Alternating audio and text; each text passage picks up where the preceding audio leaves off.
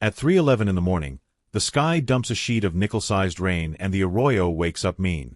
I'm angling a flashlight toward my barn's culvert when a roar, like a freight train gargling gravel, jumps the berm the HOA built last week. The sound is primal, ancient, the kind of noise that makes your lizard brain scream run. 15 minutes later, Cotton Creek Reserve's glass-walled clubhouse is half swallowed by brown soup, the Pilates studio curtains floating like jellyfish while a bronze, live, laugh, landscape, plaque surfs past the juice bar. The meditation garden's Zen fountain, which cost the HOA $12,000 and ran on a timer, is completely submerged, gurgling its last peaceful thoughts into the muddy chaos. My name is Miles Romer. I run a small horseboarding outfit on 5 stubborn acres at the edge of Larkspur Hollow. Barn, tack room, a few fruit trees, and a culvert that's been carrying storm runoff down to Cotton Creek, quietly and reliably, since 1988. The property belonged to my uncle before me, and his father before him. 3 generations of roamers have watched water flow through that culvert during monsoon season, spring melts, and the occasional biblical downpour that makes the evening news. I like my mornings silent and my evenings full of hoof oil and crossword puzzles. My horses like consistency, routine, and not drowning in flash floods redirected by people who think nature is a design problem. Across the property line sits Cotton Creek Reserve, a subdivision with ornamental grasses and opinions. Their queen bee is Delia Prentice, HOA president, athleisure warlord, and woman who says hydrology like it personally insulted her. She's the kind of person who shows up to community meetings with laminated charts and talks about optics when discussing storm drains. Her mission is to turn a desert wash into a decorative water feature that never gets anything as vulgar as water. She wants Instagram-ready landscaping where a functioning drainage system currently exists. It started with a note on embossed cardstock. "Dear adjacent land user," it read, "your culvert is unsightly and attracts rustic vibes." The note was signed with Delia's looping signature and had a small water droplet emoji stamped in the corner, which seemed ironic given what was coming. Then came the courtesy inspection where Delia, armed with a selfie stick and a man named Trevor who introduced himself as the aesthetic liaison, declared my storm channel non-conforming. Trevor took 43 photos of my culvert from different angles, as if it were a crime scene. Delia kept saying things like visual disruption and residential discord, while Trevor nodded and typed notes into his phone. I tried explaining that the culvert was on a recorded easement, that it predated their subdivision by 30 years, that it was literally the only thing standing between their yoga studio and a mud bath during monsoon season. Delia waved her hand dismissively and said with a saccharine smile, "We're all about solutions here, Miles. Progressive solutions." Trevor added helpfully, "Have you considered decorative grading?" The next week, HOA contractors stacked river rock like a mood board across the shared drainage, topped it with astroturf, and called it the Serenity Berm. They blocked the culvert's mouth with gabions to slow the energy, they said. They planted reed grass in the flow line for texture. The whole thing looked like a Pinterest board had mated with a golf course and given birth to a flood hazard. I watched them work for 3 days, each day feeling like watching someone build a bomb in slow motion. I sent emails with plat maps, historic drainage easements, before and after photos of 30-year storm events from 1993 and 2008. I offered a tour, offered to show them the high water marks on my barn wall, offered to explain how arroyos work in this part of the country. "Miles," Delia replied with a dismissive tone that practically dripped through the screen, "we can't live in fear of imagined floods. That's not the Cotton Creek way." She carbon copied the entire neighborhood, all 214 residents, and attached a Canva infographic titled, "Water, but make it chic." The infographic had clip art of smiling raindrops and a quote attributed to someone named Deepak that I'm pretty sure Delia made up. Then the HOA posted new signs near my fence reading, "No runoff beyond this point," as if the clouds would read them and comply. Someone, I'm assuming Trevor, had also placed decorative river stones spelling out "peace" right where the water would hit first. I took a photo of that for my records. Seemed like it might be useful later. I came back from the feed store on a Wednesday afternoon to find Delia's crew trenching a decorative swale that redirected runoff toward my barn, temporarily sandbagging my side because the Serenity berm needed to set, they claimed. On my property. Not near my property line, not adjacent to my fence, but a full 15 feet onto my land. They'd driven a small excavator through my side gate, which they'd apparently cut the lock off of, and were cheerfully digging away while Delia supervised from a folding chair, sipping something green from a reusable tumbler. When I pulled up, she waved like we were old friends at a barbecue. Miles. Perfect timing. We're installing a temporary drainage feature to protect the Serenity berm during curing. It'll only be here for a few weeks. She said this like she was doing me a favor, like she'd brought me cookies instead of redirecting a flash flood zone at my livestock. I called the county floodplain office from my truck, my hands shaking with the kind of anger that comes from watching someone actively try to drown your barn. The tech on duty, a woman named Sandra who'd probably heard every water dispute story in the book, listened to my explanation and then said words I never expected to hear so soothingly. That's extremely illegal. Like, multiple felonies illegal. Don't touch anything they built. I'm sending someone out today. I documented everything with timestamps, photographs of the trespass, the blockage, the swale aimed like a water cannon at my stalls. I took video of Delia directing the excavator operator, her voice clear on the recording saying, "A little deeper there, we want positive drainage away from our berm." I photographed the cut lock, the tire tracks through my property, the surveyor stakes they'd placed that were definitely not on the easement line. I filed an emergency complaint with the county, attached all 37 photos and 2 videos, and carbon copied the county attorney's office for good measure. Delia responded by putting a notice of violation on my gate for excessive mud potential and tried to invoice me for silt migration fees in the amount of $400. The invoice had the Cotton Creek Reserve logo at the top and line items like aesthetic damage assessment and environmental stress monitoring.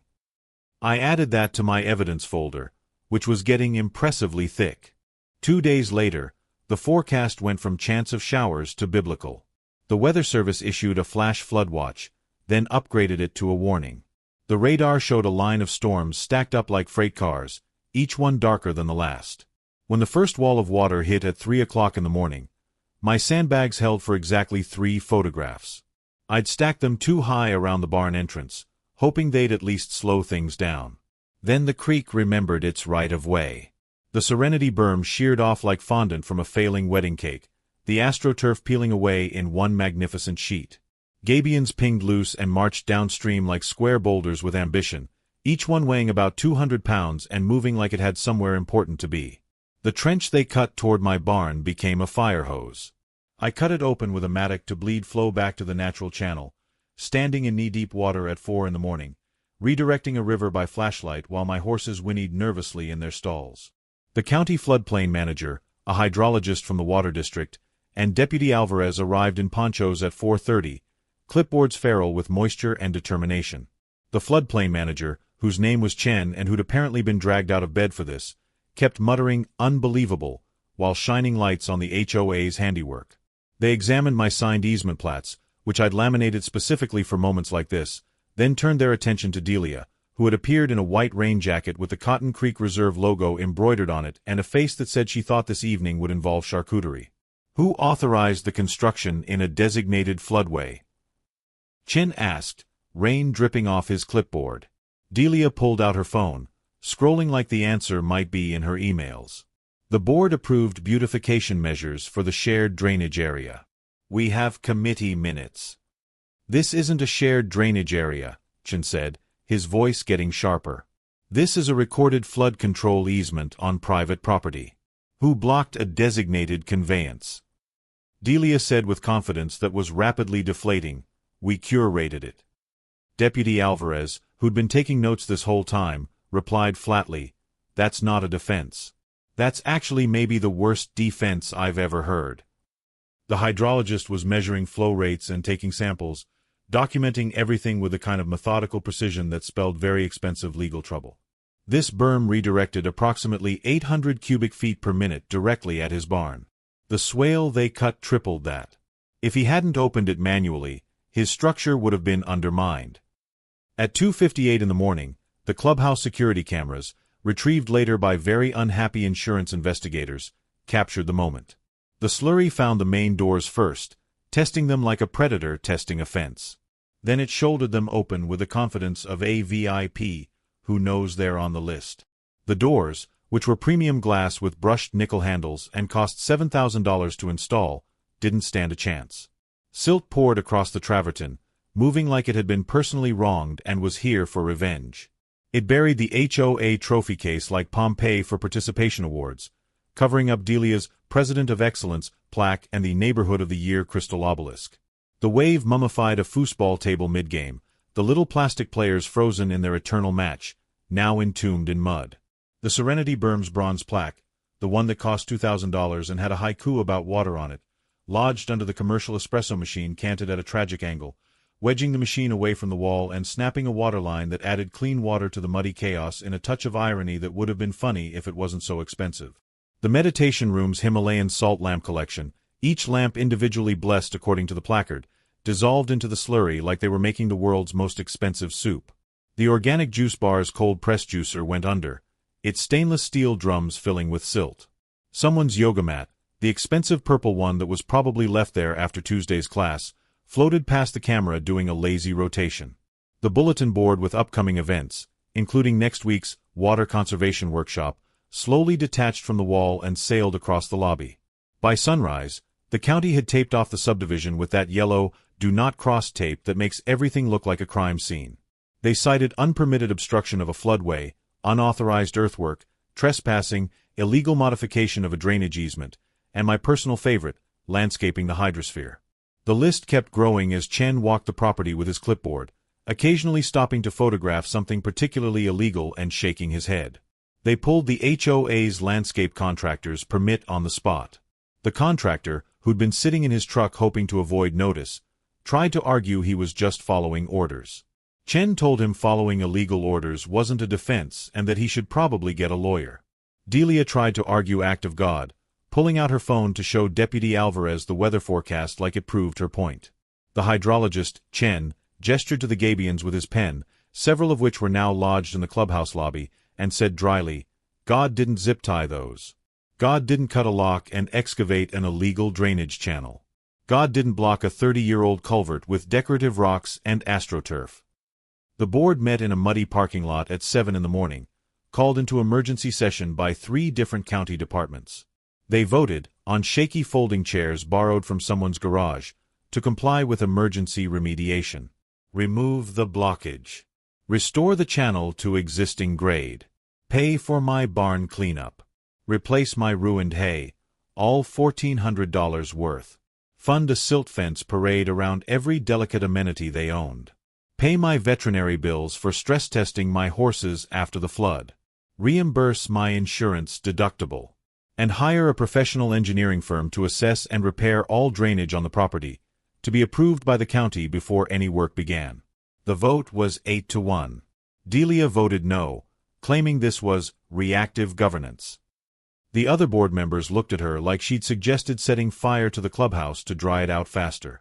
The county issued formal citations carrying fines totaling $68,000 for unpermitted floodway obstruction, illegal earthwork on drainage easements, trespassing and destruction of private property, and environmental violations including sediment discharge into Cotton Creek, which was apparently a protected waterway that Delia's berm had turned into chocolate milk for 2 miles downstream.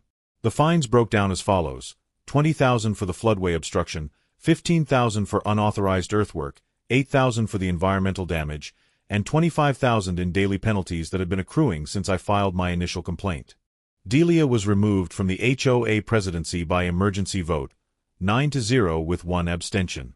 The abstention was Trevor, who'd apparently been taking minutes and didn't realize he could vote. She was also facing personal liability for the trespassing and property damage, since she'd personally directed the excavator operator. The county attorney filed charges for reckless endangerment, given that redirecting a flood channel at an occupied structure with livestock qualified as creating a substantial risk of serious physical injury. She was sentenced to 200 hours of court-ordered community service through a watershed stewardship program, which the judge noted with barely concealed amusement was educational in nature. The program involved maintaining drainage channels, removing debris from culverts, and giving presentations to HOA boards about the legal and physical consequences of modifying floodways. She would also be on probation for 1 year, during which any further violations would result in jail time. Delia stood in the parking lot at 8:15 in the morning, mascara running in the drizzle that was still falling, staring at the citation in her hands like it was written in a language she didn't speak.